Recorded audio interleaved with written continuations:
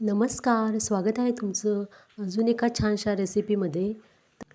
तर आता अननसाचा सीझन आहे, म्हणूनच आज आपण अननसाचा शिरा करूया. इथे मी एक वाटी भरून रवा घेतला आहे आणि काही ड्रायफ्रूट्स घेतले आहेत. त्यामध्ये बदाम, मनुका आणि काजू घेतले आहेत आणि इथे अर्धी वाटी साखर पण घेतली आहे.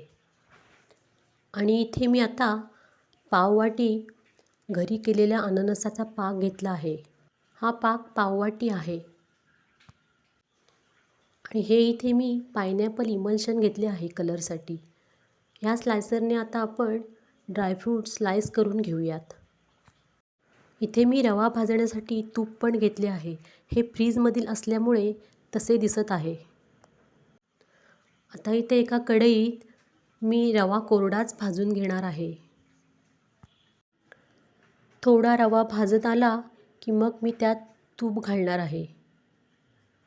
हे बघा, मी इथे हे तूप पण घेतले आहे.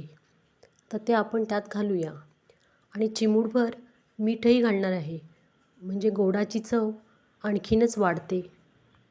आता हा रवा तुपात छान भाजून घेऊया.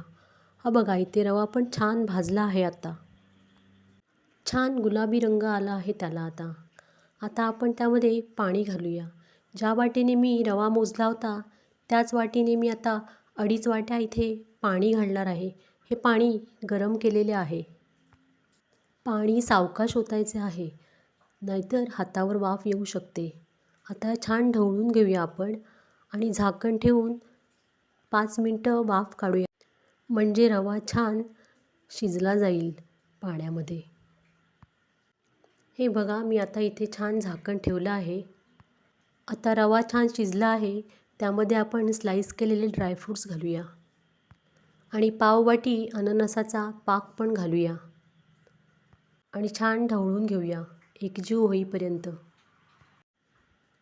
आता त्यामध्ये अर्धी वाटी साखर घालूया आणि छान ढवळून घेऊया. आणि जे पायनॅपल इमल्शन आहे ना, त्याचे 4-5 थेंब घालायचे आहेत त्यामध्ये. हे पायनॅपल इमल्शन तुम्हाला जिथे केकचं साहित्य मिळतं ना, त्या दुकानात सहज मिळून जाईल. आता शिरा छान एकत्र ढवळून घेऊया एकजीव होईपर्यंत सर्व साहित्य. आता इथे मी अननस असलेलं भांडं विसळून घातलं आहे.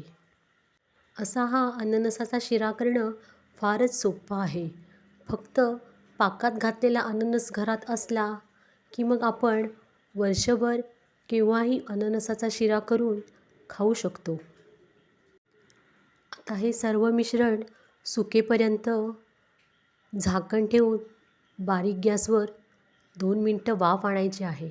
हा बघा, इथे आपला शिरा मस्तपैकी तयार झाला आहे. कलरसुद्धा खूप सुंदर आला आहे. हा शिरा तुम्हीही घरी करून पहा, खूपच छान होतो. आणि माझ्या व्हिडिओला एक लाईक नक्की करा. आणि जर का चॅनेलवर तुम्ही नवीन असाल तर चॅनेलला सबस्क्राईब जरूर करा आणि बेल आयकॉनवर हिट करा, म्हणजे येणाऱ्या व्हिडिओची नोटिफिकेशन तुम्हाला सगळ्यात अगोदर मिळेल.